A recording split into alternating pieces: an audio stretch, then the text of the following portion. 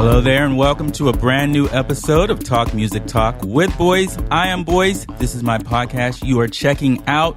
If it is your first time checking it out, Talk Music Talk is a weekly music interview podcast where I have long-form conversations with people connected to music from different genres, different backgrounds, both established and emerging singers, songwriters, music therapists, and music journalists. And on this episode, I had the pleasure of speaking to a Miami-based duo. They call themselves Twyn, consisting of Jason Matthews on keys and synths and Aaron Glueckauf on drums and vocals. They have a brand new EP out. It is called Eudaimonia, out 12/11 on réserve Records. They have been releasing several singles from it in 2020, but now you get to hear all those singles together in context. Collectively, the EP explores the journey of overcoming addiction, escapism, and making choices that will serve you in the long haul and not just to satisfy you in the moment. I think you know what I'm talking about. This might sound dark, but in their hands, the music is just quite uplifting, whether they are doing this through instrumentals or vocal tracks. In this conversation, we talk about their writing process, influences, what a music career looks like in the days of COVID. Plus, we talk about the making of Eudaimonia. And after the conversation, you will hear Good Demon from the EP. Here it is, without further ado, my conversation with Jason Matthews and Aaron Glueckauf of Twyn. Enjoy. You both are in Miami, right? Yeah. And how's life been in Miami these past months, lockdown months for you guys? I mean, we've been recording a lot and just kind of been in our own home studios making music because we have no gigs, there's no tours, there's no, so we've kind of just been digging in like every other musician that has a home studio, I feel like, and making music. So, oh, okay. But it's been good, Did you guys have a goal at the beginning of this when we didn't know how long, but once we've been in it for a while, like, hey, maybe we can get something together, a project going, finish up some stuff? Well, actually, I mean, we knew we had to follow up. We needed to get a follow-up going for our EP called 2. And once the shutdown happened, both of us were kind of wrapping up tours, and Jason was about to go on another one that couldn't happen because everything got canceled. And so then everybody, like Jason was saying, got into their home studio mode, and basically, like we normally would, I hit Jay up like, hey, let's get together and write. And I brought over my kit. We threw some panels in his place, and started tracking down some platform ideas. Which really that's kind of like, that's our process in a way with this band, is kind of, it can change depending on what we want to do. But, we started just laying down stuff, having fun, keeping it loose. And then throughout the summer, we just been going back, opening them up and developing them, laying keyboards on them, and then it turned into vocal stuff. And eventually with this EP, just sort of organically blossomed out of having the time to really sit with this stuff and turn it into something. Mm-hmm. So it gave us not being on the gigging train and in and out of the road, gave us a lot of time to really dig in on the stuff we started. So in that sense, COVID has been really great for us. Obviously it's been hard financially. It's been stressful but yeah. How do you two usually write? Do you when you get together, you come up with ideas then, or do you bring ideas to each other and flesh them out? Maybe I think the way it developed was, first of all, we've been playing together for like 10 years now. So we've been through a lot of bands. We've toured with different artists together, and initially it started just playing with each other, like drums and keyboards, and improvising. And we used to do gigs locally where we would just show up and vibe out and make stuff up on the fly and stuff like that. And then that turned into sort of like the looping thing, that I started getting a looper pedal, started writing that way. Then we started transcribing the live performances that we would come up with on the fly.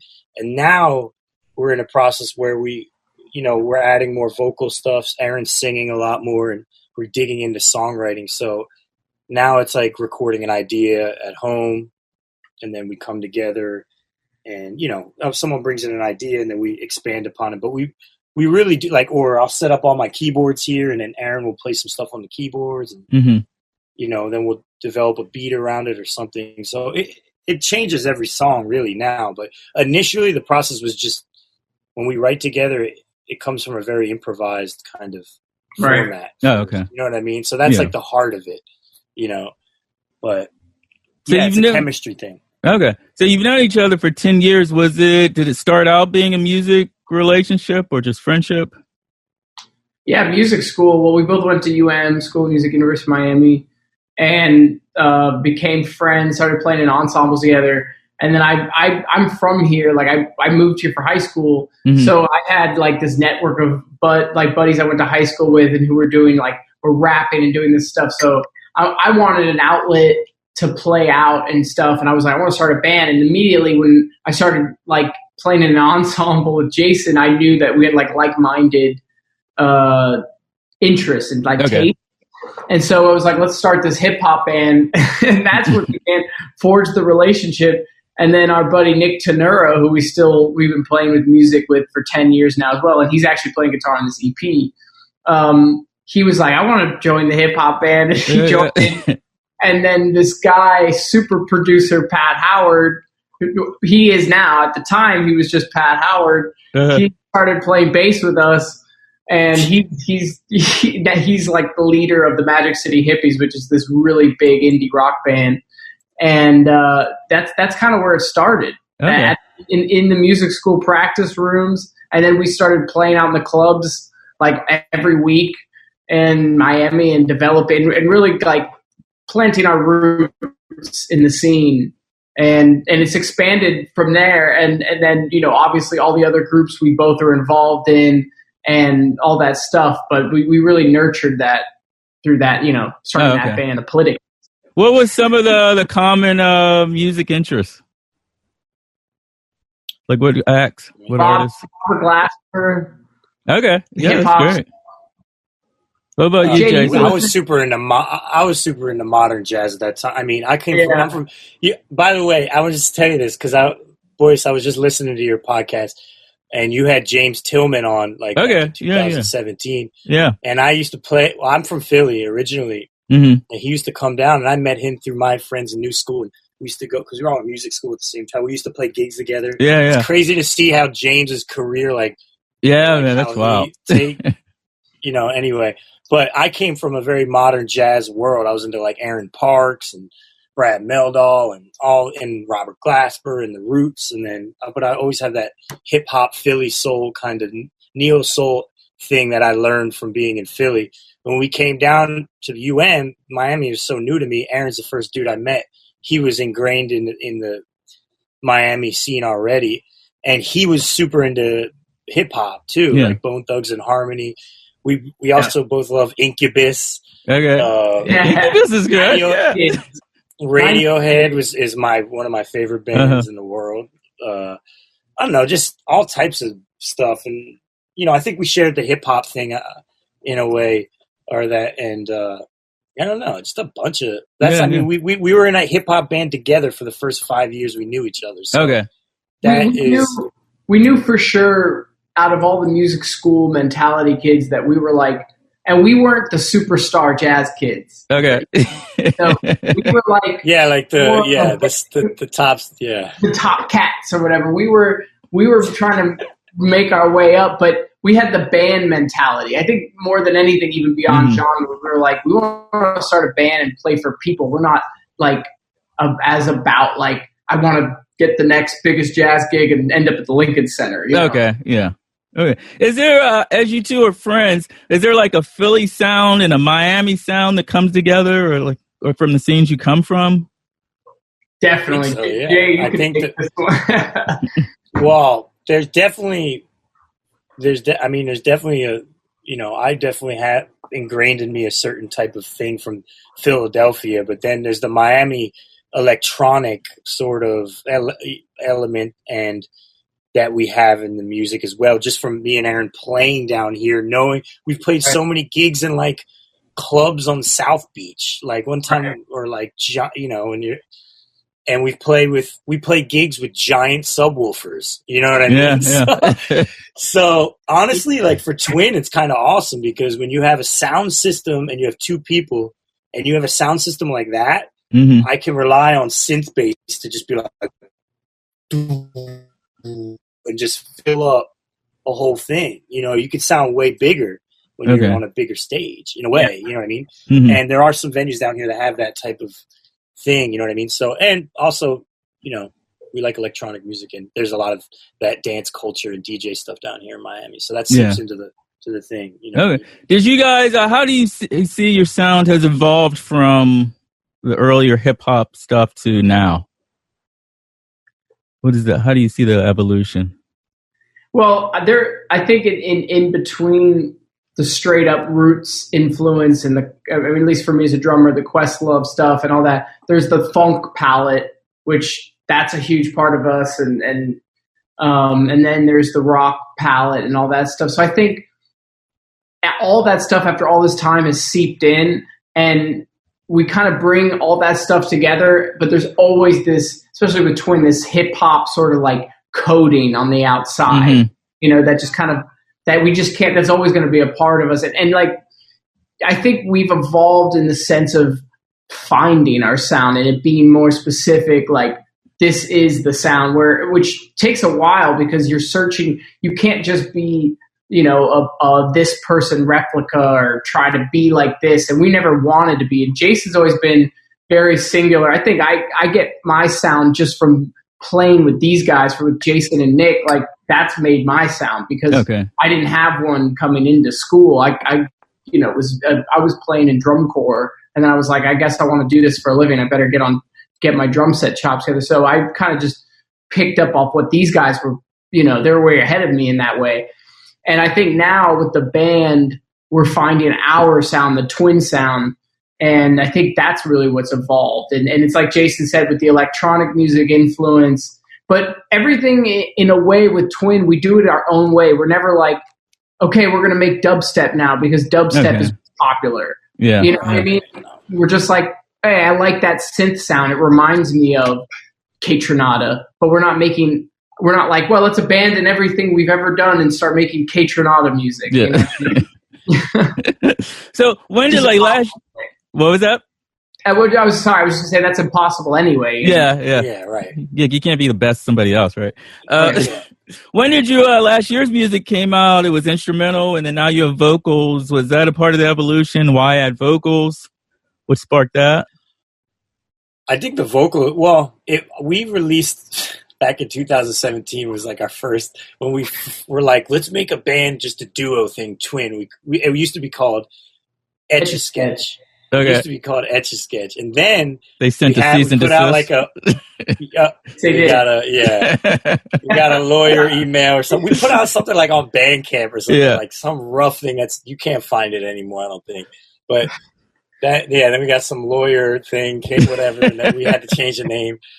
And I don't know if we were that serious at it at that time, you know what I mean? And then once we changed the name to Twyn, then we put out a song called Cast Me Out, which has Aaron singing on, just a rough vocal, because, you know, he's always wanted to like just dive into the vocal part of it, you know what I mean? Which is, and the songwriting part of it. And then I guess last year's thing that we put out, the 2 EP, was more of just like, we don't have any like super instrumental stuff out there, so let's just make an EP of just us, what we do in our live gigs. Right. Yeah. Like, let's just capture that.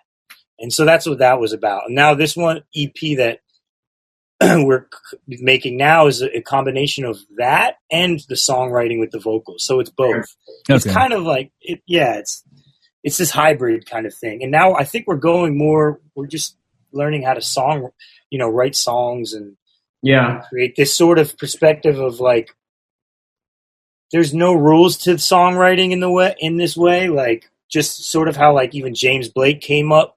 You know, if you look at his earlier stuff, it was very much like DJs, like looped vocals, not really like verse chorus. They just kind of like there's no rules to it. It's like whatever. And in electronic music, it's more open form stuff. So we're kind of playing with all of that and just doing what we like and taking bits of it and putting them together and stuff like that. But now it's more of a hybrid, I feel like, of the instrumental and the vocal stuff. Okay. Was that a complicated jump, going from instrumental music then having to have, a verse, choruses, hooks, and all that? Yeah.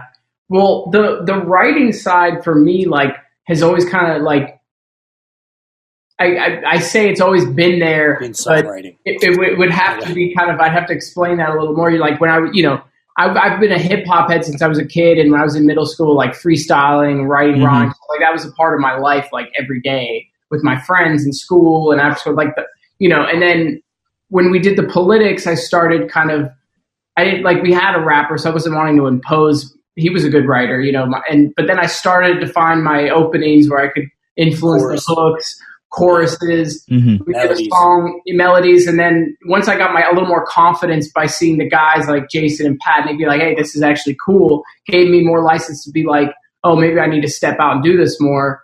And then, we've been playing instrumental music as jazz musicians professionally.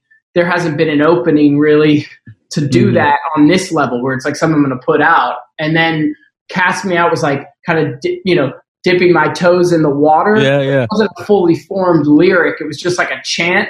And then people responded like, hey, your voice sounds good and or whatever. And a lot of that too is like me and Jason craft my voice together. It's not like, I have some natural ability to get a sound out, but of course Jason knows how to navigate my psychology and my confidence in the room, and then use post-production to kind of like create a sound. But then with the writing, now just taking it more seriously, wanting to dig into it. Like Jason was saying, we had the instrumental stuff and we have this desire to write songs. So it's like, let's try to get it all in one EP and, try to develop it more. And now I'm like starting to trust it more and wanting to go with it. And so the jump the difficulty has more been in execution than in inspiration, because the inspiration and my desire to do it and Jason's desire to do it has always been there. But the execution, the actual making it happen is hard. Like you're saying, like you need a hook, you need a chorus, you need like all these elements, and how do you navigate them? How do you make them cool and authentic? How do you have a message? And I think we're these two songs we have, I think, I like them. I think we're still just scratching the surface of what's possible, down the road. Okay. Jason, what are some of your life coaching skills you did you do to give the best take from Aaron? Well, actually I was listening to your last podcast too. What was your guy that Gian Stone, producer? Right. He's talking about vocal production. And I was like, oh man, it's crazy. Cause I've worked with vocalists before, and, there's no right or wrong answers in music. You know what I mean? What you got to catch is like when someone has an idea, it's like you see them light up about the idea, you encourage that idea. Yeah. And then you don't worry about, and you try to get the engineering and all that stuff out of the way. Right. So it's not like, you want to make someone feel comfortable when they're singing. And like me and Aaron have been working together forever. So it's just more, he's comfortable singing in front of me in general. Right. So,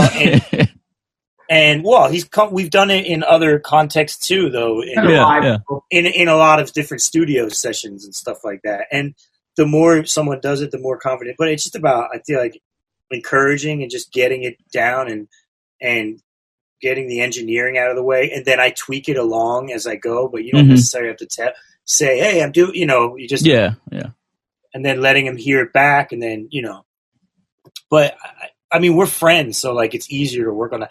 But when you work with other artists and stuff like that, and everything's everyone is different. I feel. Yeah. And for you, Aaron, do you have to break through a barrier? Like, feel vulnerable putting yourself singing out there now? Well, I think now I still feel it's still challenging. I feel like I've broken through a lot of barriers in this last year in some ways, especially doing it live. Like we played at Rockwood in New York, and I really put it out there. Like I was just in the zone about it. It's hard to do it and drum at the same time. Physically, and all the I remember our home. We're tight with the snarky puppy dudes. They were all there. Uh-huh. And they're all badass. Like they're all amazing musicians. You know what I mean? All New York cats too. And we played right after the lesson, right? We played right after Chris Bullock, Boomtown. Oh, okay. Boomtown. Okay, and, whatever. Anyway, just a crazy. It was an awesome bill. Yeah. So it was intimidating for him. He's like singing. Those guys haven't even heard him sing before. Right. In front of just world class musicians. You know what I mean? Like, right. But he crushed it. I was more nervous than you.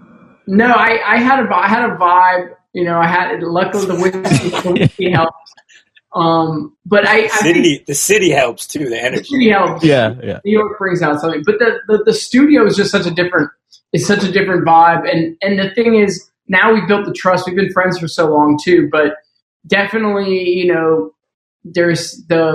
you have to have a relationship with like a producer, like somebody when you're putting your voice like out there, when you're being vulnerable, you do have to feel a certain kind of safety. It's like my girlfriend, like she hears these tracks, she's like, why don't you sing these? Like, I never hear you sing. I was like, that's not gonna happen. Like, I'm not gonna sit here at dinner and start belting this out. Oh my god! So, there is still some lines that No, it's different than a instrument too. Because if my girlfriend is like telling me, "Hey, play something on the piano for me now," I could go over play something for you. But you gotta say singing, you're like, "All right, so," it's like it's a totally different thing. No, I get that. It's like I can't have people like play my music or podcast in front of me. Like, okay, right. I'll leave the room. You could do that.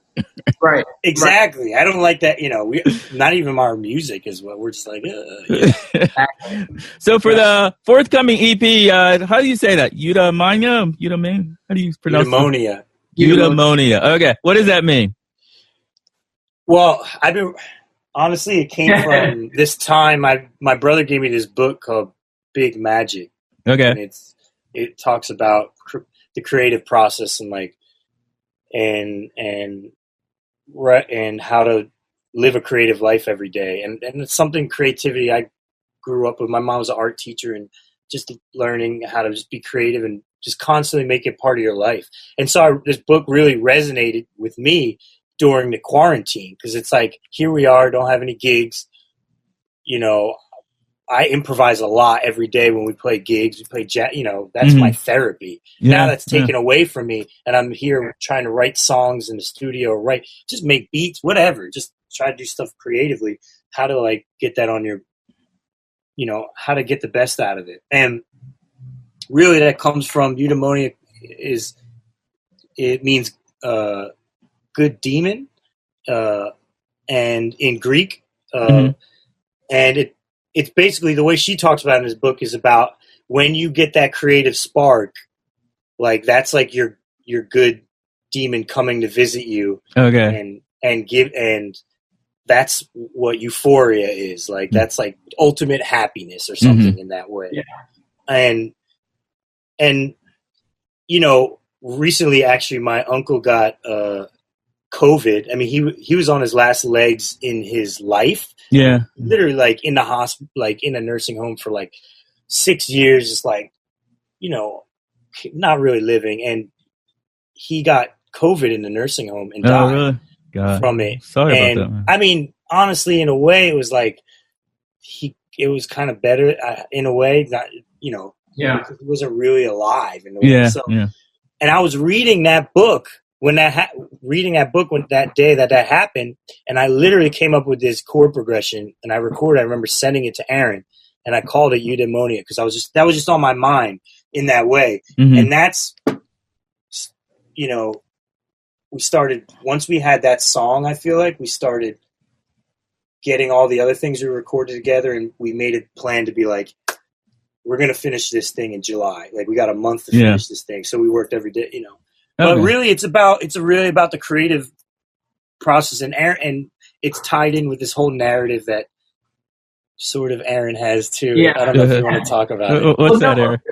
There's the thing. It's funny because the actual meaning of your, if you look at the art, well, it's not out yet, but we could send it to you to give context. But you see there is a juxtaposition in the art with this character on top of basically these kind of dead looking fish sticking up out of the ocean, and then the title, and like the messages in the lyrical side of the EP is pretty like dark and talking about kind of a journey through like struggling with different things, and the happiness element of the word eudaimonia is juxtaposes some of the message, but almost on purpose, because, well, not almost, actually on purpose, because the whole idea is kind of the things we do in the pursuit of happiness, but and then the things that break our stride along the way, and how we fight through those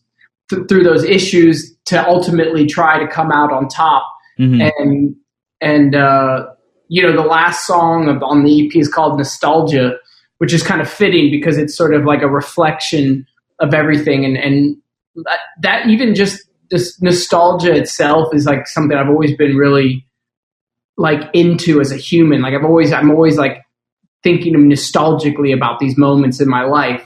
And I've always felt like the feeling of nostalgia is always like, it's somewhat happy, but it's also sad. Yeah. And you know what I mean? There's like the pain of it, not that time never being back, but also the beauty of that time having happened at all.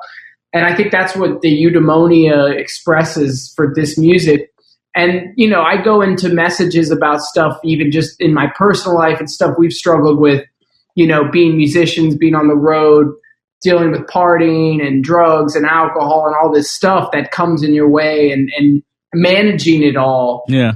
And managing your own desire for creative fulfillment, and at the same time being able to just sort of, grow as a person and go through this stuff and find your way. And, we had the single Good Wolf, Bad Wolf, coming from this parable about who, the grandfather tells the kid, there's a good wolf and bad wolf, and the kid says, who wins? The one you feed. Yeah. That's the whole idea with it, is like we're trying to feed, even in times where we've been feeding the good wolf, now we're seeing, the bad wolf, talking about it on a record is in and of itself feeding the good side. Yeah. And there's a happiness in that too, for it being done, Okay. So, do you think this would have been a different album EP if lockdown hadn't happened? Because it seems like those topics are really relevant for now, though they're timeless. I don't know if it would have. I think it's definitely of the time. I think that, I don't think we would have executed it the same. We wouldn't have come out the same way, not quarantined and not having all these things happening. Yeah, yeah. And when do you expect to release the EP, or are you just going to keep releasing a few more singles, or you have a date in mind? We have a music video coming out in like a week and a half or so for that single that we released, and then there's another single we're releasing. We're kind of like it's a weird time to be releasing music in general. First of all, everything's going on, all this crazy stuff, and when you put a lot of work into music like we did, and a lot of hours. And, there's so much music getting released now, and these songs kind of live on their own worlds, whether they get on a playlist or whatever, like whether it's part of an album. I don't know. We're in this weird world of like where you're not taken seriously unless you have an album out, right? I guess. But then you also could make one song and blow up and never have played a show or something too. Yeah. And so we just we put all this work, let's get the most mileage out of each thing, you know what I mean? And our sound is we have this vocal thing, but then we have this instrumental side. So there's opportunities for these songs to go in totally different worlds. One can go in like a jazz playlist or whatever. One can go in like a modern, like dream pop, whatever. Yeah. So we're just exploring that with this music and seeing how we throw it out there and see how people react to them, really. And so the EP is not going to be released till December, but we are going to be releasing all this sort of supplemental content and stuff. Right. And in the meantime, giving us time to write the next album. Yeah, really. Yeah. So we have like the next, 4 or 5 months to write the next album. Okay, that's cool. You know, it's funny you say that about you could have one song and never perform at Rockwood. Actually, there was someone, I guess she had been like a YouTube sensation. I don't remember her name. And I go there and you could tell like she had the room was sold out, right? But she didn't have the experience because she skipped all these steps of being a live performer. And it was just like, oh God. It's crazy. So man, you could tell when people have been playing together or just performers have been playing for a long time. It's just in their body language, how settled they are. And like just everything, you know. Yeah. So, what do you think, you guys? After lockdown's over and all that, like, how do you think the career will look? Well, obviously, every band is going to be the minute they know we can start booking stuff. It's going to be like people are going to be hitting the road. Picking up stuff. But I think everything that we've learned from being in this situation and what it's done for us creatively, we're going to carry that with us and maintain that creative mindset, but also understand the conditions that aid in really executing a creative idea the way you want. And me and Jason, we're the type of people that like we really like to toil over smaller parts versus like, and it's not like there's a wrong or right way. That's just the way we do it with this band, where we like to get into something and really pull it apart as much as we can. And you need time to do that. And you gotta respect that too, because, in this game where we're like, you could be playing a wedding on a Saturday and then you could be taking a flight on a Monday to play 2 shows in New York, Tuesday, Wednesday, come back, play jazz. I mean, that's literally the pace we've been living at for many years. And there is a lesson in this where it's like, if you really want to make some art, you gotta block out the time, you gotta make it happen. And, it can be done in between all the stuff, but I do think that it's been a good reminder for us and we'll carry that forever. And we've gotten better, it's been a growth. So we'll be faster at producing, we'll be more efficient, but you do realize like, having energy is necessary to have creative like ideas happen. So I think we'll be continuing to write. We'll have follow-up music, I'm sure, ready for the spring and the summer. And then we'll hopefully be playing gigs and, whatever, mask or no mask. I don't know. Okay. That sounds like a good alleged plan, right? Yeah, exactly. Right. It's all in theory at this point. Yeah. Where's the best place for people to keep up with you online? I think now is Instagram, honestly. We don't, I feel like everyone's just on Instagram. Yeah. Like, you know what I mean? Like, you can keep up on Facebook, I guess, but that's not really as much. Spotify. And you listen to us on Spotify, TWYN, Twyn, Cool. Yeah. Cool. And definitely Instagram, and we're going to be updating our YouTube. We also have a Bandcamp, so for anybody who still buys music, but the majority of what we're trying to get people to go to is our social media and Spotify app and Amazon Music. And we're going to be updating like the YouTube with a bunch of new stuff soon. Okay, sounds good. It was a pleasure, guys, to get this together, to do this. Yeah, man. Thank you so much for doing it. I enjoyed it. And good luck with everything. I hope you have a great rest of the year. You too, man. Appreciate it, dude. Take care.